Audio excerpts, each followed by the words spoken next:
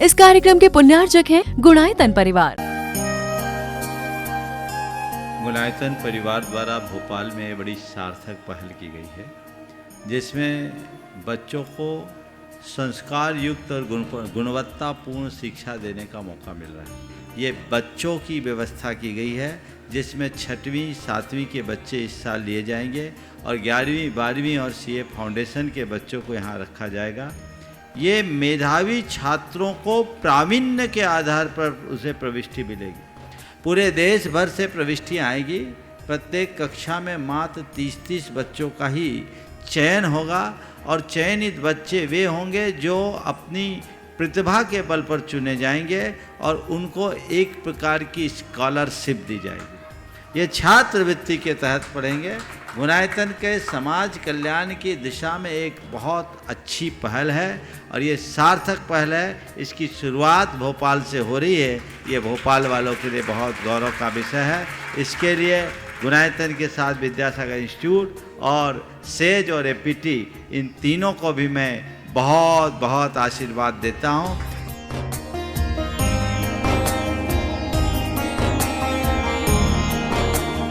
एक आदर्श और व्यवस्थित दिनचर्या का लक्ष्य प्राप्ति में बहुत बड़ा योगदान होता है।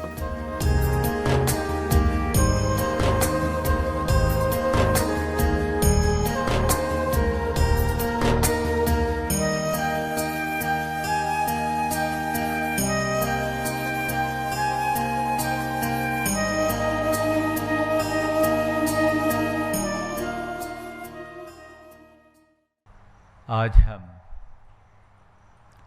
एक ऐसे विषय पर चर्चा करने जा रहे हैं जिसका हमारे समग्र जीवन से बहुत गहरा संबंध है। हमें ये बात अच्छे से समझने की आवश्यकता है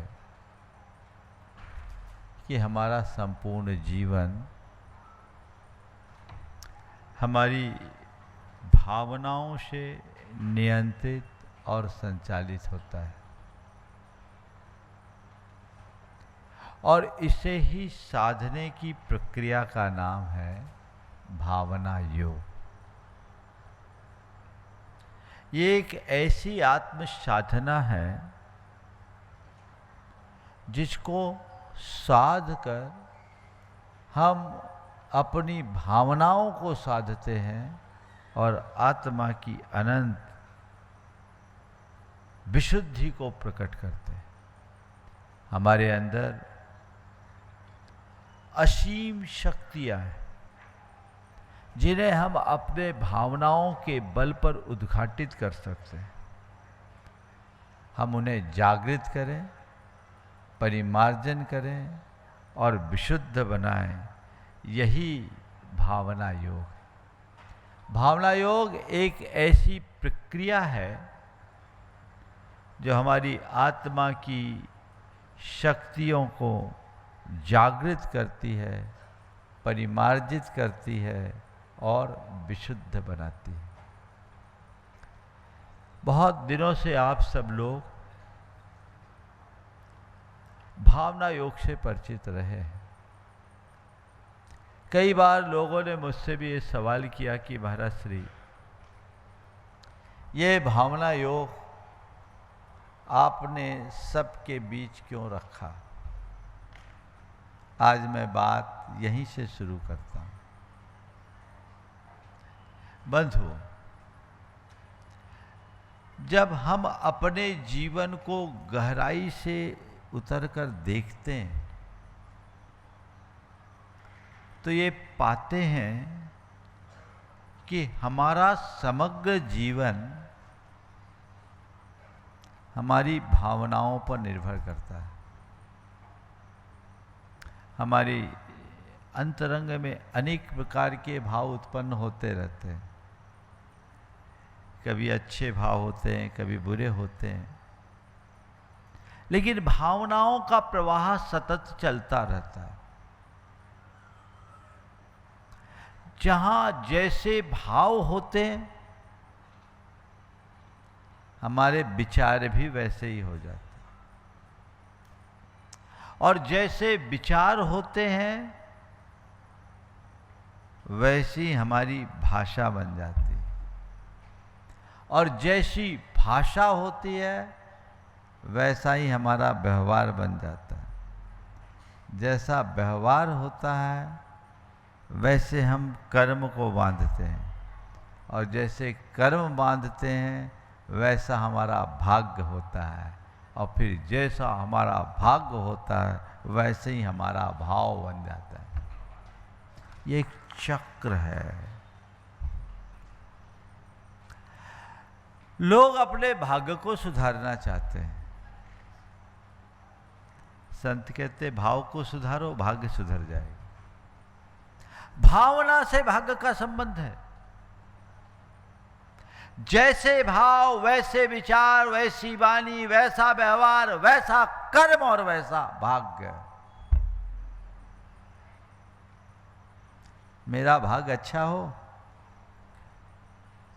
तो अच्छे कर्म बंधने चाहिए, अच्छे कर्म बांधने हैं। अच्छा व्यवहार हो, अच्छा व्यवहार रखना है, वाणी पर नियंत्रण रखो, वाणी अच्छी रखनी है, विचार अच्छे रखो, और विचार पवित्र रखने हैं, भावना विशुद्ध बना। ये एक पूरा चक्र है, और इसका एक समग्र विज्ञान है जो हमारे शास्त्रों में निहित है, और हमारे ऋषि मुनियों ने सदियों से इसका अनुसरण किया है। हमारे तीर्थंकर भगवंतों ने अपने उपदेश में ये बात कही, और उनका एक ही संदेश है, अपने भावों को साधो। और भावों को साधना ही भावना योग है। अपने भावों को साधने का मतलब क्या है? अपने भावों के प्रहरी बनना, उन्हें ठीक तरीके से समझना, उन्हें परिमार्जित और परिष्कृत करके उन्हें शुद्ध और विशुद्ध बनाना। भावधारा तो आती और जाती है, ये मनुष्य के साथ चलती है, लेकिन मनुष्य के जीवन का सबसे प्रभावी अगर कोई बल है तो क्या है? कभी समझे? हमारे जीवन की सबसे बड़ी शक्ति क्या? ओम।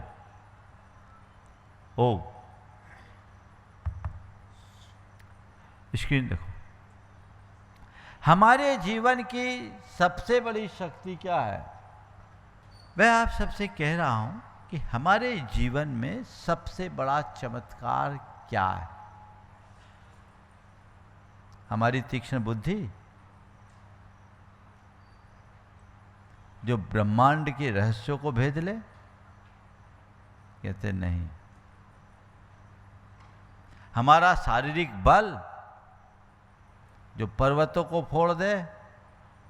कहते ये भी नहीं। हमारी सम्मोहक भाषा वाणी, जो सबको अपने से वशीभूत कर ले? कहते ये भी हमारे जीवन का चमत्कार नहीं है। हमारे जीवन का सबसे बड़ा चमत्कार है, वह है हमारे अंदर की भावना, जो एक पत्थर में भी भगवान के दर्शन कराते। यह भावना की ताकत है, जो साधारण से पत्थर में भी भगवान का दर्शन करा देती। भावना ही तो है। भावना ही है जो पश्चाताप के आंसुओं में बदल करके हमारे जीवन भर के पाप को धो देती है। भावना जब अशुद्ध होती है तो हमारे अंदर विकार उत्पन्न करती है, राग देश में हमारे चित्त को उलझाकर हमारे संसार को बढ़ाती है, हमारे चित्त और चेतना को विकृत और अशांत बनाती है। लेकिन वही भावना जब शुद्ध हो जाए तो हमारे जीवन को पवित्र बनाकर, चेतना को विशुद्ध बनाकर हमारे मुक्ति का मार्ग प्रशस्त कर देती है। इसलिए कहा जाता है भावेन होई बंधो भावेन होई मोक्षोत्ति। भाव से ही बंध होता है और भाव से ही मोक्ष मिलता है। भावना एक ऐसी शक्ति है जो आत्म कल्याण का मार्ग भी प्रशस्त कर देती है। तो भावना एक ऐसी परिणति है जो हमें रसातल में भी पहुंचा देती है। हमारे अच्छे बुरे भाव हमारे अच्छे बुरे मार्ग का निर्धारण करती है। हम किस तरीके से अपने भावों को देखें। आज के इस दौर में हम देखते हैं कि टेक्नोलॉजी का युग है। हमने प्रगति के नित नए प्रतिमान स्थापित किए हैं।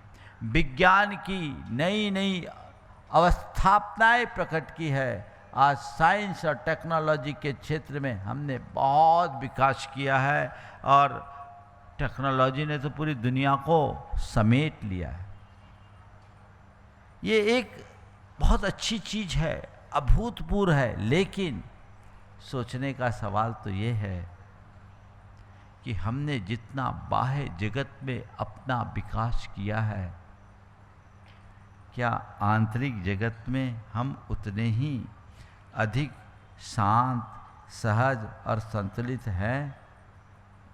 अगर हम अंतरंग में उतर करके देखते हैं तो पाते हैं कि बाहर से हम जितने समृद्ध हुए हैं, भीतर से उतने ही खोखले होते जा रहे हैं। बाहर से हम शक्तिशाली दिखते हैं, अंदर से कमज़ोर बनते जा रहे हैं। क्योंकि बाहर हमारे साथ संसाधन तो है, लेकिन अंदर उतनी ही उलझन है, उतना ही हम अशांत, असंतुलित और उलझे हुए हैं। ये भीतर का मार्ग है, इसे कौन सुलझा सकता है? इस मार्ग को सुलझाने के लिए हमें बाह्य विकास के साथ साथ आंतरिक तनाव को भी दूर करना जरूरी है। उस आंतरिक तनाव को दूर करने के लिए हमें भावना योग की जरूरत है। बंधुओं, शरीर थक जाए तो हम नींद लेकर उसे दूर कर लेते हैं। पर्याप्त नींद से शरीर की थकान मिट जाती है। लेकिन आज शरीर के साथ मन थकता है। अपने मन की थकान को हम नींद से दूर नहीं कर सकते। मन की थकान के लिए हमें भावना की शुद्धि और आत्मा का जागरण आवश्यक है। हम अपनी भावना की विशुद्धि और आत्म जागरण के बल पर अपने मन की थकान को मिटा सकते हैं। और संत कहते हैं इसी आत्म साधना और मन पर संयम लाकर जीवन में संतुलन स्थापित करने का मार्ग है भावना योग, जो हमारे मन के थकान को मिटाने का अभिनव प्रयोग है।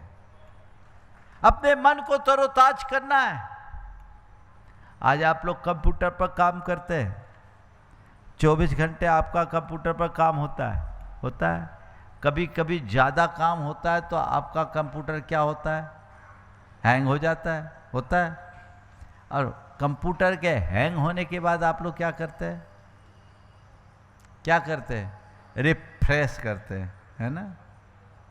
कंप्यूटर के हैंग होने पर आप कंप्यूटर को रिफ्रेश करते हैं।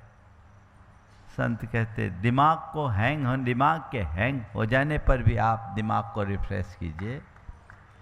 कंप्यूटर को रिफ्रेश करने के लिए आप रिफ्रेश का बटन दबाते हैं। भावनाओं को रिफ्रेश करने के लिए भावना योग का बटन दबा दीजिए, रिफ्रेश होगा। सुबह से यदि आपने भावना योग किया, आप ये पाएंगे कि हम पूरी तरह से रिफ्रेश हो गए। प्रायः किसी भी प्रकार की साधना की बात की जाती है तो हम लोगों के मन में एक बात आती है, ये कोई धार्मिक क्रिया है, ये किसी पंथ, ये किसी परंपरा से बंधी हुई है, ये किसी धर्म विशेष की बात बंध हो। मैं भावना योग के संदर्भ में आप सबसे ये कहना चाहता हूँ कि धार्मिक कोई भावना योग कोई कर्मकांड नहीं है और न ही धर्म विशेष की कोई विधि। इसका किसी धर्म, इसका किसी संप्रदाय, इसका किसी पंथ से कोई संबंध नहीं है। ये तो मनुष्य की भावनागत शुद्धि की एक शाश्वत प्रक्रिया है। भावना हर मनुष्य के भीतर है तो उसकी शुद्धि की जरूरत भी हर मनुष्य के लिए है। इसे संप्रदायातीत होकर के देखा जाए, इसमें किसी भी पंथ, किसी भी धर्म का संबंध नहीं है, धर्म की क्रिया ही नहीं है। ये तो जीवन को परिवर्तित और विशुद्ध बनाने की प्रक्रिया है जिसकी सभी को आवश्यकता है। हम उस दिशा में सोचें। ये ध्यान है, भावना योग ये ध्यान है, क्योंकि इसमें स्वयं को सहज और संतुलित बनाने का अभ्यास है। ये एक चिंतन है जहां हम अपने भावनाओं पर समग्रता से विचार करते हैं। ये एक अनुभव है जो हमारे आत्म साक्षात्कार का मार्ग हमें देता है, और ये उत्थान है जो हमारे जीवन को, हमारी सोच को नीचे से ऊपर ले जाता है और हमारी चेतना के उत्थान का आधार बनता है। हम भावना योग को संदर्भ में देखने की कोशिश करें और इसका मूल सार और संदेश यही है, तुम जैसे सोचते हो, जैसे भाव करते हो, वैसे ही बनते हो। यद भाव्यते तद भवति। भावना योग का मूल ये, तुम जैसा सोचते हो, जैसा भाव करते हो, जैसा विचार करते हो, वैसा बन जाते हो। तुम्हें तय करना है कि मैं क्या बनूं, मुझे क्या बनना है, और जैसा बनना है वैसे विचार और वैसे ही भाव रखो तो हम अपने जीवन को आगे बढ़ाने में सफल हो सकते हैं। इसलिए मैं कहूँगा, अपनी सोच को साधो, अपनी भावना को शुद्ध करो और अपनी चिंतन को दिशा दो। सोच को साधो, भावना को शुद्ध करो और चिंतन को दिशा दो। मेरी सोच कैसी, हमें देखना है। सोच को साधने का मतलब क्या? 24 घंटे में कितने विचार आते हैं पता है? ऐसा कहा जाता है एक मनुष्य के मन में 24 घंटे में 60,000 विचार आते हैं। कितने? अब इन 60,000 विचारों में काम के कितने होते हैं? 60 भी हो तो बहुत है, बिना काम के ज्यादा होते हैं। तो संत कहते हैं अपने सोच के प्रहरी बनो, सोच को साधो, बिना काम के विचारों से बचो, और इधर उधर के विचार आए तो अपने चिंतन को दिशा देना शुरू कर दो। सोच को मोड़ दो, विचारों को मोड़ दो, तुम्हारी भावना शुद्ध होगी, जीवन भी शुद्ध हो जाएगा। हमेशा एक बात देखें कि हम कोई भी कार्य करते तो बस करते ही चले जाते हैं। सोचना शुरू हुआ तो मन में एक कोई बात आई तो सोचते सोचते चले जाते हैं, और कई बार तो लोग ओवर थिंकिंग के शिकार हो जाते हैं, और आजकल ये बीमारी लोगों में ज़्यादा है।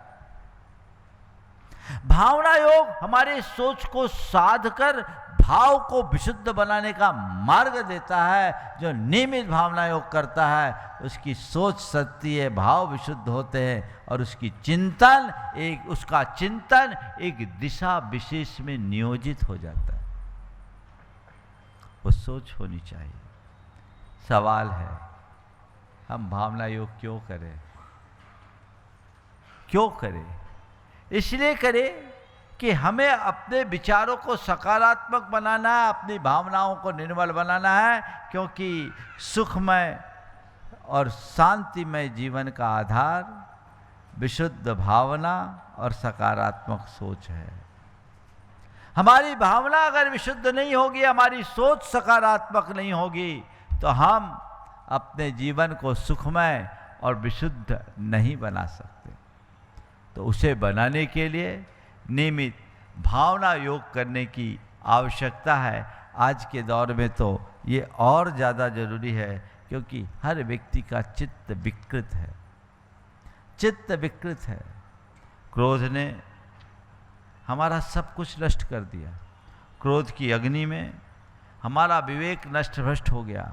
हर व्यक्ति अपने विवेक बुद्धि से भ्रष्ट होकर अपने हित को नज़रअंदाज कर रहा है, अंदर से झुलस रहा है। लोभ की अंधी दौड़ में व्यक्ति एक मृग मरीचिका में भटक रहा है। वो अपनी शांति को भी गिरवी रख दिया है, शांति को बेच रहा है, और मान माया के इस जाल में व्यक्ति को अपनी सुधि नहीं, वो अपने आप को ही भूल रहा है, आत्म विस्मृति के साथ जी रहा है। और ऐसी कारणों से अवसाद, चिंता जैसे मानसिक रोगों से तेजी से ग्रसित हो रहा है, और परिवार, समाज, राष्ट्र में आपसी संवाद समाप्त होने से संघर्ष की वृद्धि हो रही। इन सब का उपाय है, इन सबको साधने का उपाय है, और वह है भावना योग।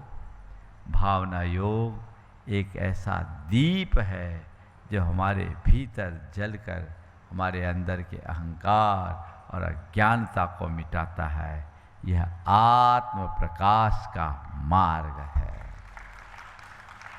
वो हमारे अंदर वो जगाएगा। हम उन चीज़ों को समझेंगे। आने वाले दिनों में जब हम इस अभ्यास में आगे बढ़ेंगे तो पाएंगे कि ये हमारे जीवन को किस तरीके से परिवर्तित और परिमार्जित करता है। हम इसे देखने की कोशिश करें। मुझे पूरे इस पुस्तक की ही व्याख्या और विवेचना करनी है, इसलिए मैं इस पूरे के पूरे प्रवचन की शैली को व्याख्यान में परिवर्तित कर रहा हूँ, क्योंकि पूरा पावर पॉइंट्स के माध्यम से एक एक बिंदुओं पर दे रहे हैं। ये पुस्तक की व्याख्या है, इसलिए ताकि ये पुस्तक यद्यपि बहुत सरल तरीके से लिखी गई है, लेकिन फिर भी उसके एक एक प्रसंग की व्याख्या यहाँ क्रम से है। आज पहले और दूसरे अध्याय की बात मैं आप सबसे कर रहा हूँ। अब भावना क्या है? प्रायः जब भावना की बात करते हैं तो हम एक भावना को एक इमोशन मानते हैं, एक मनोवेग के रूप में देखते हैं। नहीं, भावना कोई इमोशन नहीं, या हमारा कोई मनोवेग नहीं। भावना बहुत उच्च दशा है। ये हमारी चेतना की वह सूक्ष्म तरंग है जो अंतर मन की गहराइयों से प्रकट होती है। चेतना की एक ऐसी सूक्ष्म तरंग जो अंतर मन की गहराई से प्रकट होती है। थोड़ा इसे हम सैद्धांतिक रूप से जो हम अपनी कर्म शास्त्रीय भाषा में आपको बताएं तो ऐसा बता सकते हैं कि हम जैसा देखते हैं, जैसा सोचते हैं, जैसा महसूस करते हैं, जैसा बोलते हैं, हमारी आत्मा में वैसे वाइब्रेशंस होते हैं। और वही वाइब्रेशंस कुछ ऐसे परमाणुओं को आकर्षित करते हैं जिनको बोलते हैं कर्म। और ये कर्म हमारी चेतना में चिपक जाते हैं संस्कार बनकर। क्या बनकर? संस्कार बनकर। ये चेतना की सूक्ष्म तरंग जो हमारे अंतर मन की गहराइयों में है, इन्हीं संस्कारों के उभार का नाम भावना है। भाव और विचार है। अंतः चेतना में जमे हुए संस्कारों का उभार भाव है, और उनके प्रवाह का नाम भावना। भाव और भावना हमारे चिंतन मन में आते हैं। ध्यान रखना, भाव विचार नहीं है, भाव मनोवेग मात्र नहीं है, क्योंकि मन तो हम मनुष्यों के पास दिखता है, पशुओं के पास दिख जाएगा। भाव तो पेड़ पौधों में भी है, कीड़े मकोड़ों में भी है, जिनके पास मन नहीं है। समझ में आ रही बात? तो भाव हमारे अंदर की सूक्ष्मतम तरंग है, वो चेतना की ऐसी तरंग जो संस्कार के रूप में हमारे अंदर अंकित है और वह प्रकट होती है। ये भाव जैसी होते हैं वैसी हमारी प्रवृत्तियां बनने लगती है, वैसे विचार, वैसी वाणी, वैसा व्यवहार होता है और फिर वैसा कर्म बनता है। हम देखते हैं भावों का खेल बड़ा विचित्र है। एक ही परिस्थितियों में दो अलग अलग व्यक्ति की दो भिन्न भिन्न प्रतिक्रियाएं हों। परिस्थिति एक है, अलग अलग दो व्यक्ति हैं, दोनों में अलग अलग भाव आ रहे। बारिश को देखकर किसान का हृदय खिलता है और कुम्हार का चेहरा उतरता है ना? किसान और कुम्हार दोनों भाई हैं, लेकिन बारिश को देखकर किसान का मन खिलता है। क्यों? क्योंकि इस बारिश से उसकी फसल लहलहाएगी, और कुम्हार का मुंह उतर जाएगा क्योंकि मेरा घड़ा बाहर सूख रहा है, सारी मेहनत पानी में चले जाएगी। तो परिस्थितियों के अनुरूप हर किसी की प्रतिक्रियाएं अलग अलग होती है और प्रतिक्रियाएं उसके अंदर होने वाली भावनाओं पर निर्भर करती है। हम जैसे भाव से जुड़ते हैं वैसा होता है।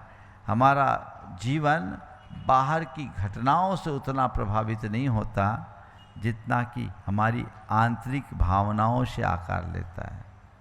बाहर कितनी भी कुछ भी बात घट जाए, यदि हमारे भाव संतुलित है, हम पर कोई असर नहीं होगा। और भाव अस्थिर है तो छोटी सी घटना भी हमें भीतर तक हिला देती। तो अपने आप को उन भावों से जोड़ करके चलना चाहिए, ये मान करके चलना चाहिए कि यह भाव हमारे संपूर्ण जीवन, वर्तमान को और भविष्य को एक विशिष्ट आकार देता है। भाव अच्छे रखेंगे, मन शांत, संतुलित और शुद्ध रहेगा। वर्तमान में शांति और निराकुलता हमें हमारे अच्छे भाव दे रहे हैं, और अच्छे भाव के परिणाम स्वरूप हमारा भविष्य भी अच्छा होगा, क्योंकि हम अच्छे कर्म का बंध करेंगे और अच्छा कर्म हमारे अच्छे भाग्य को निर्धारित करेगा। बंधु, भावना एक बीज है, एक शक्ति है, एक नन्हा सा बीज जब हम धरती पर बोते हैं विशाल वट वृक्ष का रूप ले लेता है। ओम विशाल वट वृक्ष का रूप लेता है। भावना एक बीज है, बीज में वृक्ष होता है। कर लेगा, चलो मेरी तरफ देखो। ये हम लोगों के बस का नहीं है, तो इन्हीं लोगों के काम का है, पराधीन काम। तो मैं कह रहा था, मैं अपने प्रवाह में ज़्यादा अच्छा बोल सकता था, मुझे भी आज अटपटा लग रहा है, मैं बहुत बंधा बंधा सा महसूस कर रहा हूँ, है ना। कल से मैं अपने ही ढंग से बात करूँगा। ये प्रेजेंटेशन तो इन्हीं लोगों का। मुझसे सलाह दी गई कि महाराज जी थोड़े नए तरीके से करें। प्रमाणिक समूह ने बहुत अच्छा काम किया इस कार्य में, और खासकर अचिंत ने बहुत अच्छा प्रेजेंटेशन बनाया। एक बार उसके लिए भी आप लोग करतलध्वनि दे दें, रात रात जग कर। दिखाओ भाई, आगे दिखा दो। इससे एक असर पड़ता था, सबका भाव था कि विजुअल इफेक्ट होने से चीज़ें आपको याद हो जाए, इसलिए सारी की सारी चीज़ें यहाँ की। दो बीज वाला दिखाओ। हाँ चलिए कोई बात नहीं, मैं सोच रहा था कि वो चीज़ें आपके आंखों के सामने आए तो आपको चीज़ें याद हो जाए। एक अच्छी प्रक्रिया है आज की तरीके से। तो जैसे एक बीज है, अब मैं एक वृत्त चित्र खींच देता हूँ। एक बीज है, बीज में कुछ समझ में आता है? बीज तो बीज है, लेकिन उस बीज में कितना बड़ा वटवृक्ष छिपा है, कभी हमने सोचा? एक बीज है, उस बीज में वटवृक्ष है। वो कब समय काल पाकर विकसित होता है? भावना भी ऐसा ही एक बीज है जो कालांतर में विशाल वृक्ष का रूप लेता है।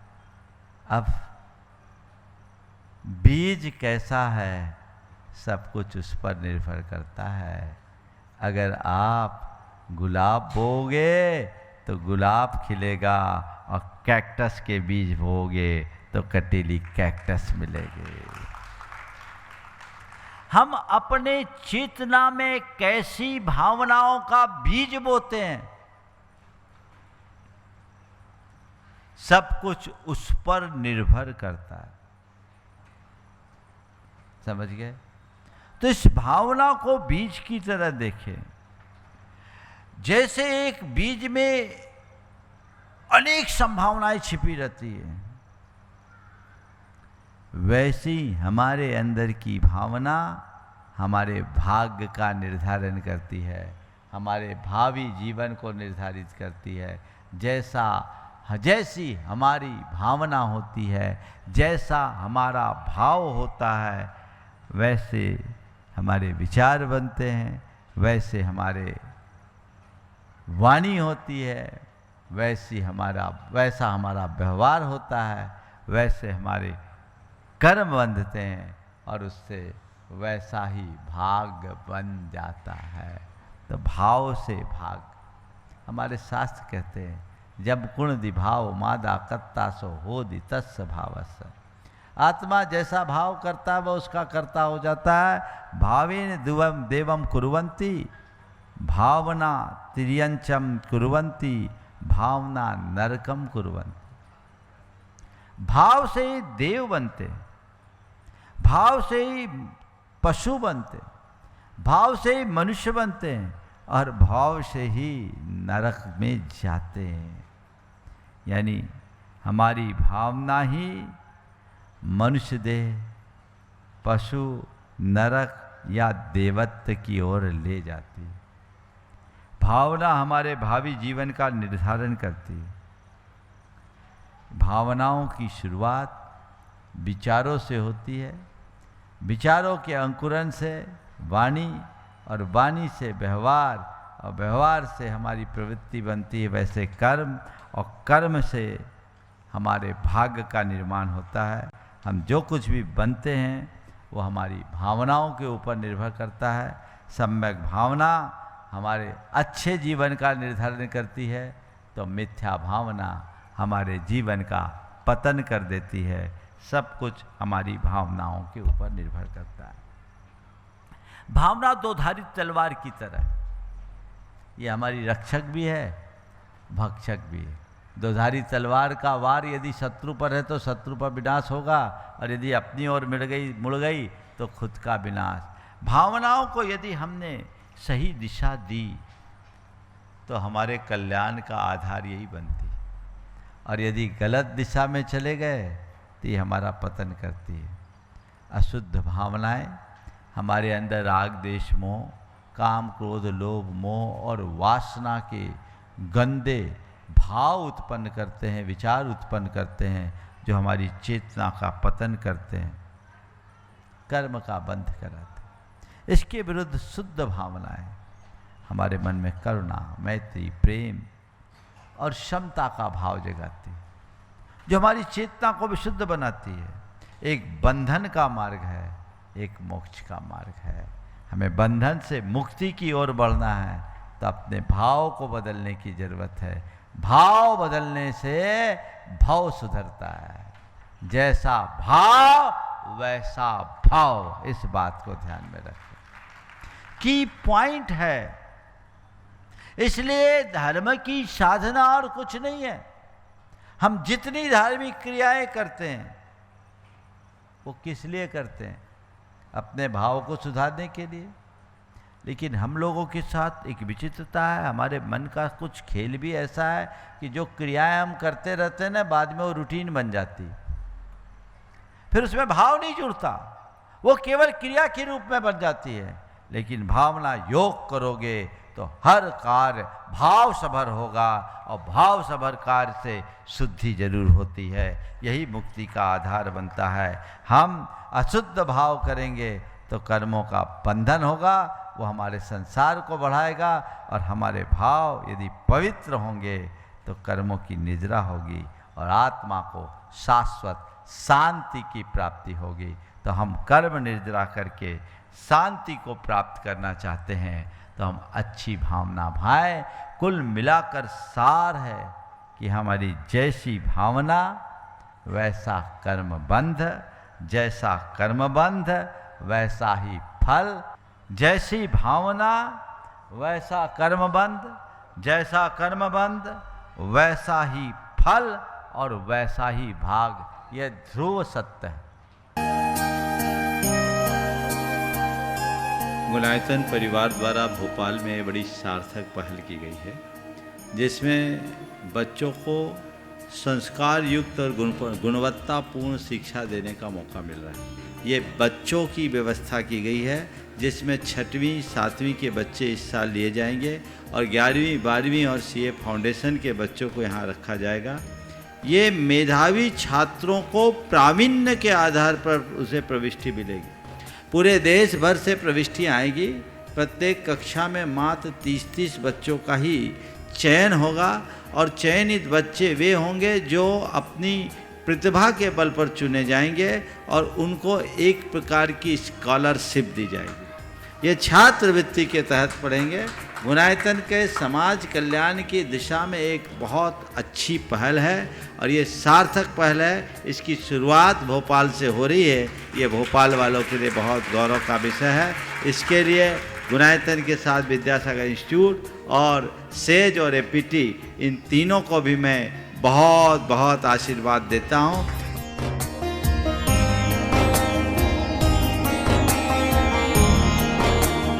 एक आदर्श और व्यवस्थित दिनचर्या का लक्ष्य प्राप्ति में बहुत बड़ा योगदान होता है।